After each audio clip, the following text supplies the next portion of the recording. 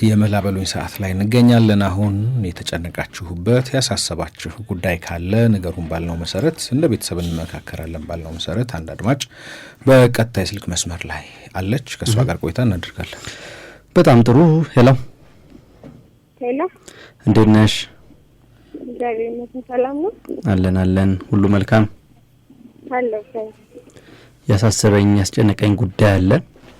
እስኪ እንደ ቤተሰብ እንመካከር ብለሽናልና ምንድን ነበር ያሳሰበሽ ጉዳይ? በጣም ወዳት ጓደኛዬ ነበረችና ማለት እንደ ቤተሰብ ነበር የሚናፋው ማለት አንድ ሰፈር ነው እና የልቤን የውስጤን ሁሌ ማዋያት ይቻላል።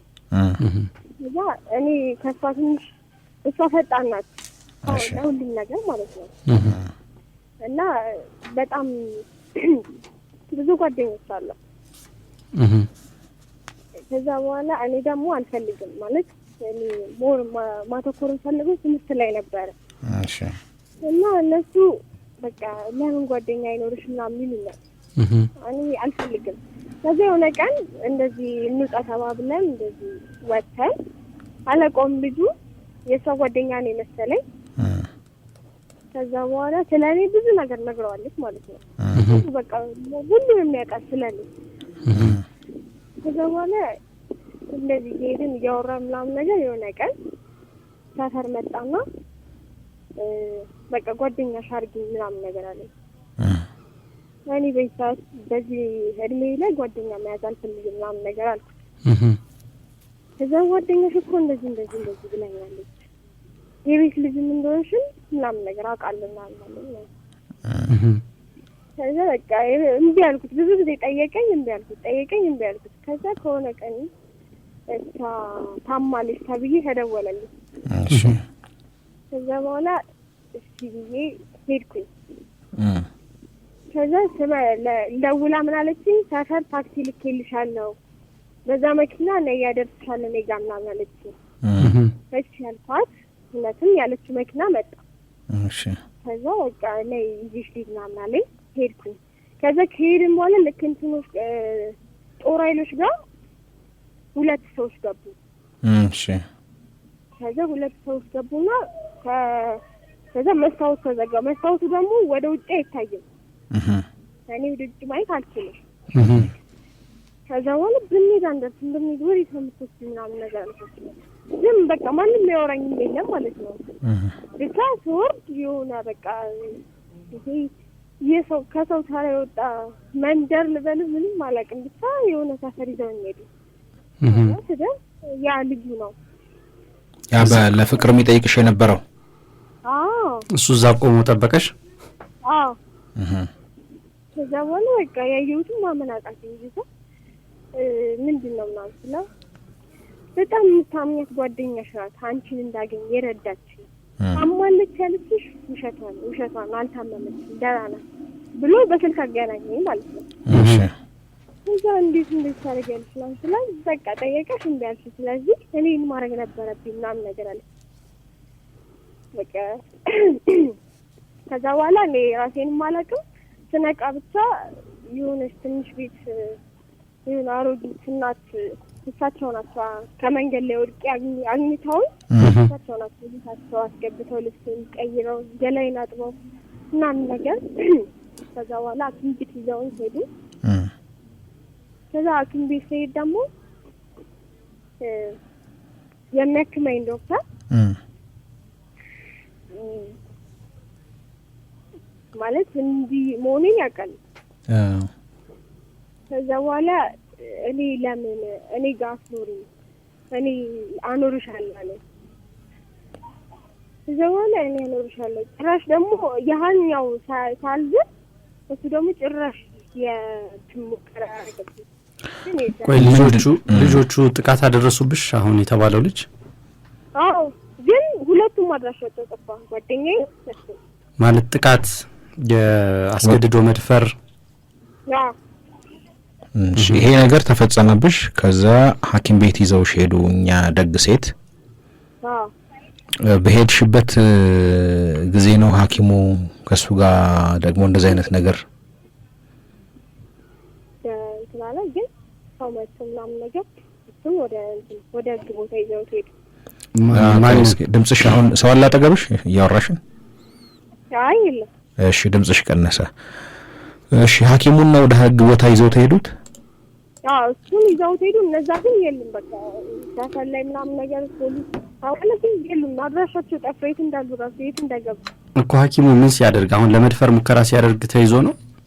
አዎ በቃ እኔ አክምሻለሁ ምናምን ነገር አለኝና ክፍል ውስጥ አስገብቶ ቆለፈ ማለት ነው። በቃ ታገለኝ ምናምን ነገር ትንሽም ቢያንስ ትንሽ ኦኩኝ ሰው ይመጣልኝ። ከዛ ነው ወደ ፖሊስ ጣቢያ ሄደው እሱ? አዎ። እሺ ከዛ እንዴት ወጣሽ? ከዛ በኋላ በቃ ሰዎች መጡ፣ ደረሱልኝ፣ እሱን ወደ ጣቢያ ወሰዱት። ከዛ በኋላ ይሄንን ነገር ማለት እናቴም አታውቅም፣ ማንም አያውቅም።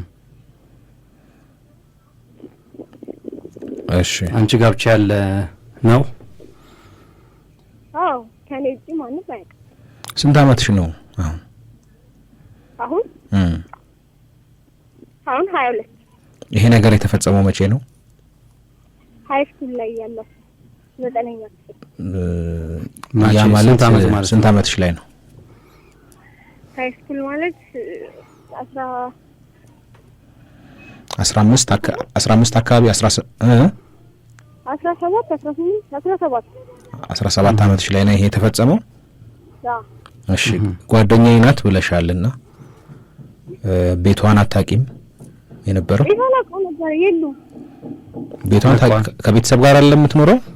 ከቤተሰብ ጋር ነበረች። ከዛ በኋላ በቃ ለቀቁ። የሉም፣ ጠፍተዋል። በቃ ማለት ከዛ በኋላ አግኝተሻት አታውቂም? አይ አግኝቻትም አላውቅም። ሰፈርም አይቻትም አላውቅም። አየኝ የሚለኝ ሰው ራሱ የለም። አንቺ ግን ያኔ ያ ጥቃት ሲደርስብሽ እንደውም ከህግ አካላት ጋር ከፖሊስ ጋር የመገናኘት እድሉ ነበረሽ። ዶክተሩም ተይዞ ስለነበረና የመጣሽበትን ጉዳይ አላስረዳሽም ለፖሊሶች? እንደዚህ ያደረጉኝ ወጣቶች ብለሽ አናግሬያለሁ። ምን አሉሽ? ግን በቃ ትንሽ እንትን አሉ። የፍለጋ ታሳሩ ላይ በሙሉ እንትን አሉ። መረጃ ሰብስበው ግን ላገኛቸው ከዚህ በላይ ምንም እናደርግ አንችልም ማለት ነው። ስልክ ነበረሽ አይደል? የሷ ነበረ። አዎ ለስልኩ ተዘጋ? አዎ የለም። እሱም የሷ ለፖሊሶች ግን አሳልፈሽ ሰጥተሻል ስልካቸውን? አዎ ስልካቸውን ሰጥቻለሁ። ሰፈሩም ሄደናል፣ የነበሩበትን ቤት ሄደናል። ስንሄድ ሌላ ሰው ገብቶበታል። ይሄ ሁሉ ሲፈጸም ቤተሰቦችሽ ምንም አልጠረጠሩም? አላወቁም? እሳቸው ጋር ነበሩኝ። ይሄ ወሰዱኝ ያልኩት መንገድ ላይ ያገኙ እሳቸው ጋር ነበር። ለትንሽ ጊዜ ቆየሁ። ቤተሰብ ምንም አላለም? ከቤት ስጠፊ ታዲያ ቤተሰብ ምንም አላለም? ያንቺ ቤተሰቦች? እኔ ከእናቴ ጋር እንደምኖረው ከእናቴ ዘመዶች ጋር ነው እና የሆነ ቀን ጠይቄያታለሁ እንደዚህ ምናምን ነገር ከእሳቸው ጋር እንትን ብዬ እሷ ጋር ስሄድ በቤት ጋር ምናምን ነገር እንደዚህ ቢፈጠር አንቺ ምን ታደርጊያለሽ ምናምን ስላት ማለት ህግ ቦታ ሄደሽ ለእኔ ትከራከሪልኛለሽ ምናምን ነገር ስላት በፍጹም ማለት ይላንስ ክብሬት ነው ያለችኝ። ክብሬ እዚህ ጋር ክብሬ አለ እና በተከበርኩበት ሰፈር መዋረድ አልፈልግም። ስለዚህ አፍኜ እቀመጣለሁ። በቃ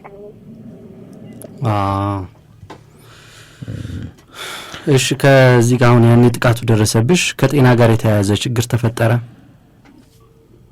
እሱ እግዚአብሔር ይመስገን ደህና ነኝ። ቶሎ ወደ ሐኪም ቤት ስለወሰዱ እርዳታ እስኪ እንደው አሁን ያለሽበት ሁኔታ ምን ይመስላል? እስካሁን ድረስ ይሄ እንግዲህ ከተፈጸመ እንደነገርሽን በ17 አመትሽ የሆነ ነው። አሁን 22 አመትሽ አካባቢ ነው። አመታት አልፈዋልና ምን እያሰበ ነው አምሮሽ? ማለት አንዳንድ ጥሩ ስሜት አይሰማኝም። ስለዚህ ሳስብ ሲሆን ይቀዘቅዘኛ በቃ አላውቅም። አብሶ ደግሞ እናቴን ሳያት ማለት ይሄን ነገር ብነግራት እንደምትጎዳ ቃለሁ። ትምህርቴ ላይ ያለኝ ነገር እንደ ድሮ አይደለም። ስንተኛ ክፍል ነሽ አሁን?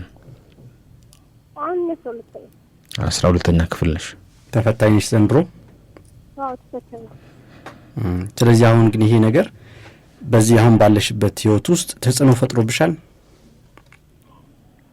አዎ ሙሉ ማለት በፊት ትምህርቴንም ከታተል ነበረ፣ ጥሩ ውጤት ማመጣ ነበር። ግን አሁን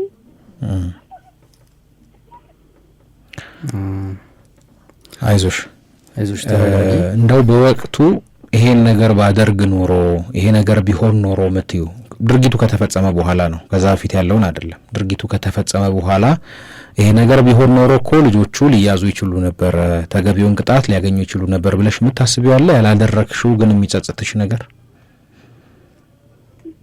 ማለት ሞክሬያለሁ እኮ እንዲያዙ እኮ ሞክሬያለሁ፣ ግን የሉም። አድራሻቸውን ሆነ አጠፉ። ያው ማለቻሽ ነው እንደዚህ ስትሞክር የነበረው? ከጎንሽ ማንም የለም? ጓደኛ ያልኩ የእሳቸው ልጅ ነበረ ከጎን ሆኖ ሲረዳኝ ነበረ። አዎ እንደተረዳ ነው። በቤተሰብም ደረጃ የዛን ጊዜው ትኖር የነበረው ከዘመድ ጋር ነበረ አይደለም? እና ጥብቅ የሆነ ቤተሰባዊ እንትንም የነበረሽ አይመስልም ካልተሳሳትን። እንደዛ ነው? ጥብቅ የሆነ ቤተሰብ የሆነ ከቤተሰብሽ ጋር በጣም ጥብቅ የሆነ ግንኙነት ያለሽ አይመስልም አሁን እንደነገርሽን። እዛ ባለኝ በምትኖሪበት ቤት የሆነ እንጂ ይሄን ሁሉ ቀን አሁን ከቤት እንግዲህ ቀናት ናቸው እንደተናገርሽው። ከቤት ወጥተሽ ቤት አልነበርሽም። የት ሄደሽ ነው ምን ተፈጥሮ ነው ተብሎ ጥረት ማድረግም አልነበረም በቤተሰብ ደረጃ? ነው እዛ የለም። ቢያንስ እናቴ ናት፣ እናቴም እዛ አለሽ ብላ የምታስበው። እነሱ ግን ጭራሽ አንድም የሞከሩት ነገር የለም። አትገባለሽ? የት ከርመሽ ነው የት ነበርሽም አልተባልኩም። ከጓደኛሽ ጋር ለምን ያህል ጊዜ የዘለቀ ጓደኝነት ነበራችሁ?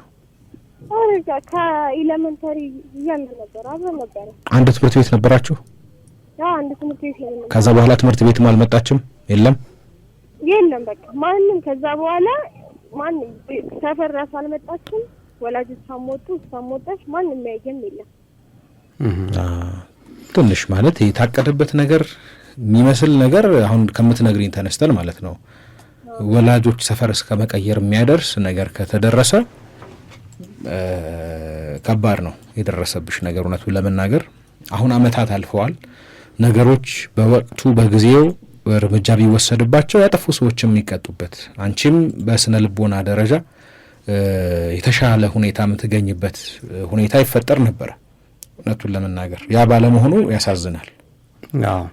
ግን አሁን ተፈታኝ ነሽ፣ ፈተና አለ ከፊትሽ። 12ኛ ክፍል 12ኛ ክፍል ደግሞ ማለት ያው በእኛ ሀገር ከሆነ የህይወት ምዕራፍ ወደ ሌላ የህይወት ምዕራፍ የምትሸጋገሪበት ነው። እዚህ ጋር ዛሬ በርትተሽ መስራትሽ፣ ፈተና ተፈትነሽ ጥሩ ውጤት ማምጣትሽ የነገ ህይወትሽን መስመር ያስይዛል አይደለም? እና አንደኛ በእኛ በኩል ልናረግ የምንችላቸው ጥረቶች ምናልባት ከህግ አንጻር ልታገኝ የምትችይው ድጋፍ ካለ ጉዳዩን ለባለሙያዎች ነግረን ሊያግዙሽ ይችላሉ። ሌላኛው የስነ ልቦና ድጋፍ ነው። የስነ ልቦና ድጋፍ ከእንደዚህ አይነት ስሜት እንድትወጪ የሚያግዙሽ ባለሙያዎች አሉ። ከእነሱ ጋር እናገናኝሻለን። ነገር ግን በግል ምንድነው እንደ ቤተሰብ እንደ ወንድም በተቻለ መጠን ዛሬሽ ላይ ነገ በሚጠብቅሽ ህይወት ላይ ትኩረት እንድታደርጊ ነው እኔ የምመክርሽ እንደ ወንድም።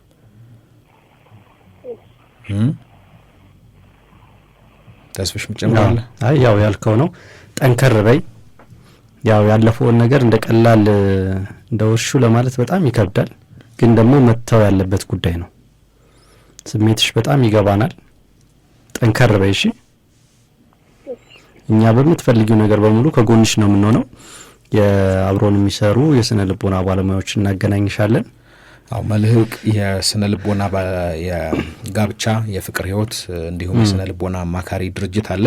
መገናኛ ስለሺ ህንጻ 3ኛ ፎቅ ላይ ይገኛል። እነሱ ጋር ባለሙያዎች አሉ። እነሱ ጋር እንልክሻለን። በፈለግሽ ሰዓት የኛን ድጋፍ በማንኛውም ሰዓት ቅድም በተደዋወልንበት ስልክ ቀደም ሲል ማለት ነው ጠዋት ላይ በዛ ስልክ መገናኘት እንችላለን። እንደውልልሻለን እኛም እሺ።